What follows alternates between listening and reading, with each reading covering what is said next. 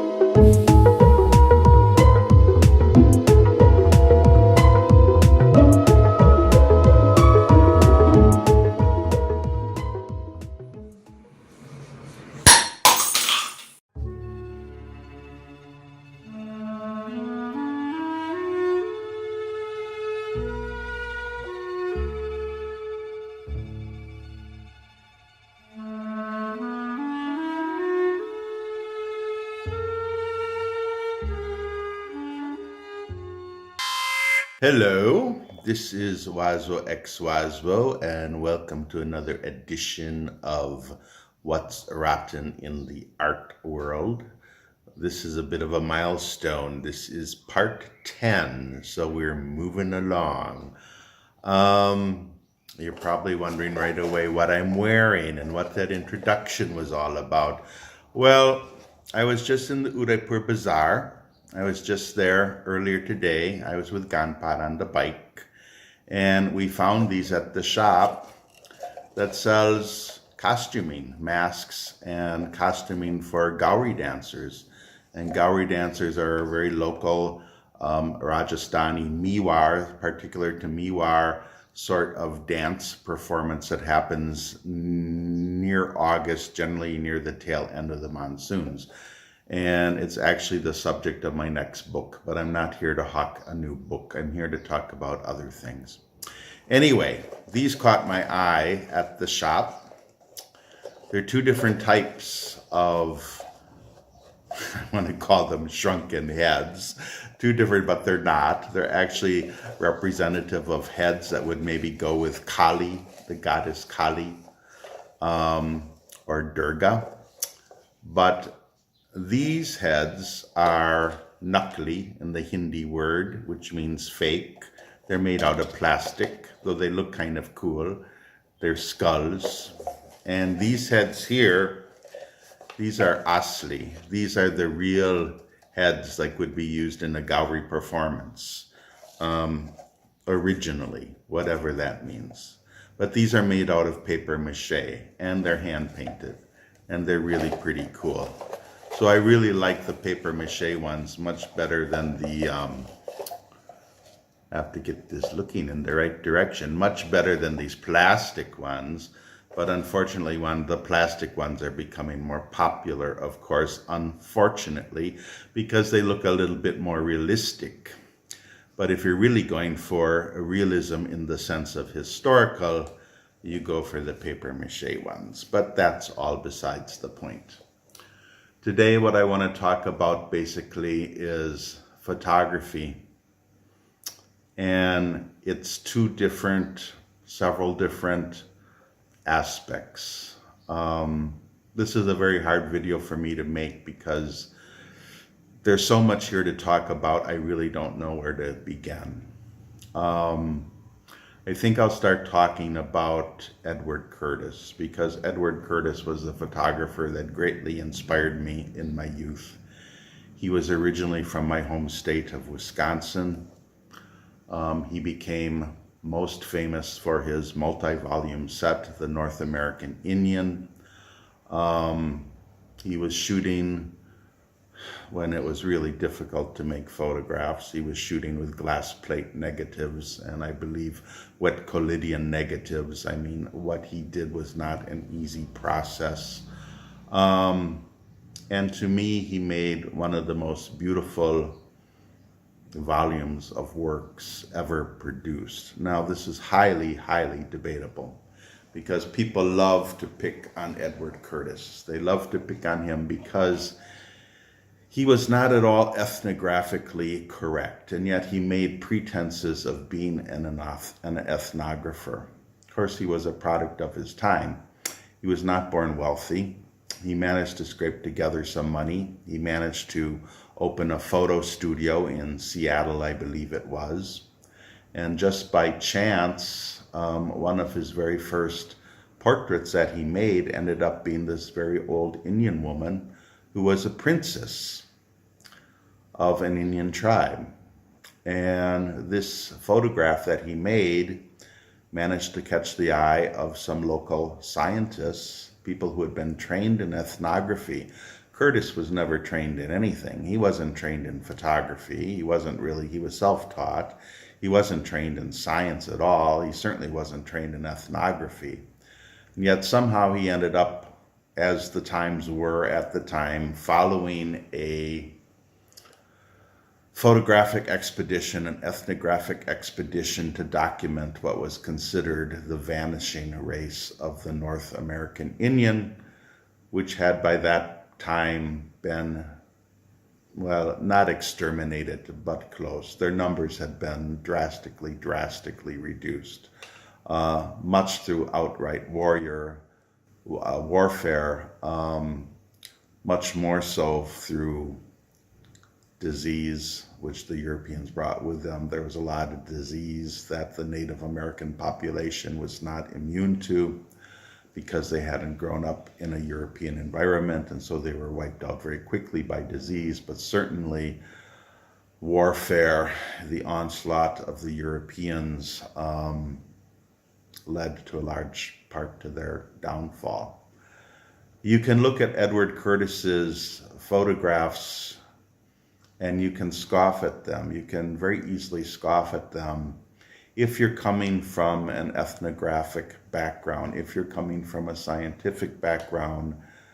So many people have poked so many holes into Curtis's work in that he would sometimes dress people up in costuming that was not their own.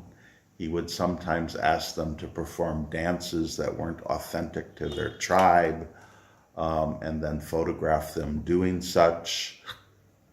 He oftentimes would just grab a pot or a hatchet or something that was laying about and put it in somebody's hands and say, "Hold this because it looks better that way." Now, trust me, I can relate to some of this in my own practice out in Udaipur. I'm sometimes guilty of the same thing. I think where the problem comes is that Curtis did present himself as an ethnographer, largely to gain funding. He needed funding, so he presented himself as an ethnographer and doing an ethnographic project. Now, to some extent, he did. He made something like 40,000 photographs and I think 10,000 recordings of Native American songs and languages. He took copious notes. In the context of his times, he was considered to be somebody who was treating the Native American Indians very, very warmly and respectfully in their dealings. And according to numerous accounts by Native Americans themselves, they absolutely loved Curtis because they felt that he was doing them a great service in trying to record what they were losing, the traditions that were being lost.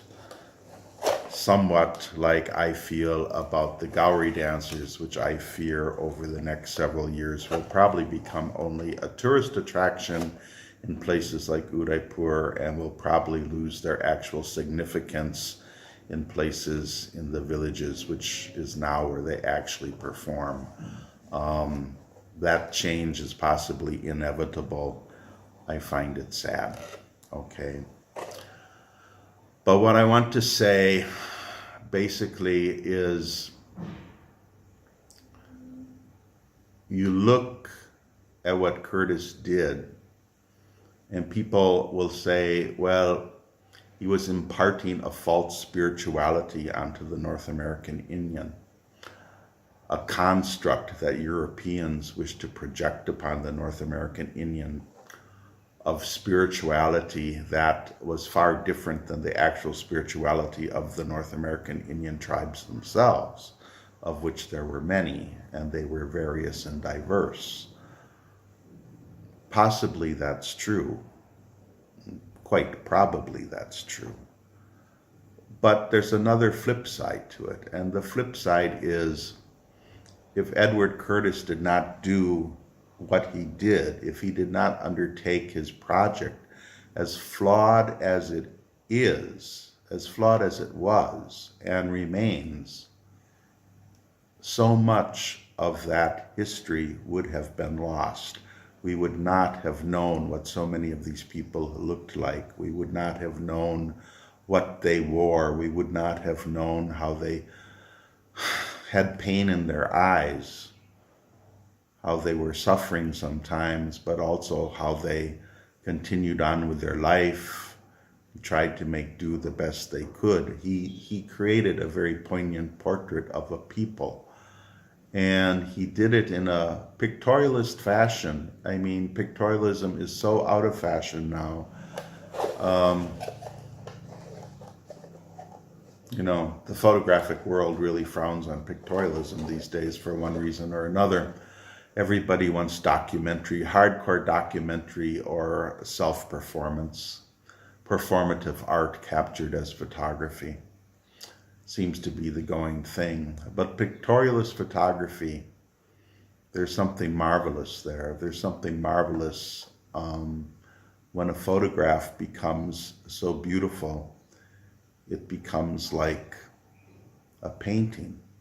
And I think Curtis achieved that many, many times.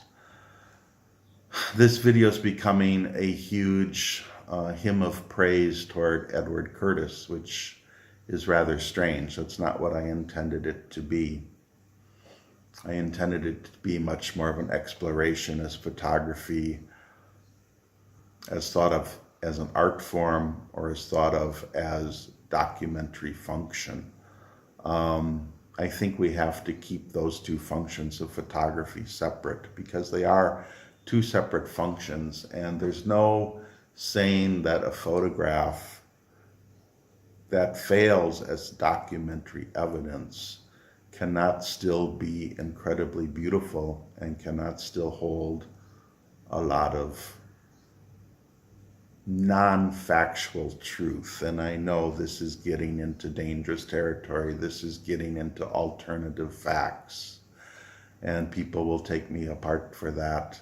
But sometimes I think there are such things as alternative facts, more or less, not the nitty-gritty, this, these are the facts, but the overarching, what was the feeling, what was the grand zeitgeist of the times. And I think Curtis, in his own flawed manner, managed to do that. So anyway, to wind this up, in 1914, Edward Curtis made a film, and it has what we now see as a very politically incorrect title. It was called In the Land of the Headhunters. Later he renamed it to In the Land of the War Canoes. It is a very strange film if you watch it. You can still find it on YouTube if you care to watch it. It was filmed in British Columbia, Canada, on the middle coast of British Columbia. It's part melodrama, it's part factual. Many historians give it credit for factually portraying many elements of the Indian peoples who were photographed. Curtis wrote the script and he directed the film, and he used only Native American performers. He used the tribespeople themselves to enact his story. So the film becomes a very odd combination of something that is both politically incorrect, but also something that was striving at the time to achieve some kind of, I want to say, social justice for these people as well. I think that's Edward Curtis in a nutshell. I think Edward Curtis, you can't place him, you can't peg him. He spans such a broad range of ethical concerns. It's very hard to either praise him or to damn him. And I think a lot of that has to do with the fact that it's hard to know what he was doing. And he himself, when the film In the Land of the Headhunters was released in 1914, he refused to say if it was a documentary or if it was a drama. Curtis himself refused to peg it. He said, I'm just putting this film out there, make of it what you will. This is my film. This is what I've made. This is what I've produced. This is what I have seen, and this is what I have dreamt. And I think in many ways that's sort of the best an artist can do. So I've said my piece on Edward Curtis. This is Waswo X Waswo, the Evil Orientalist, speaking to you from Udaipur, Rajasthan. Please like and subscribe as always, and share. Bye.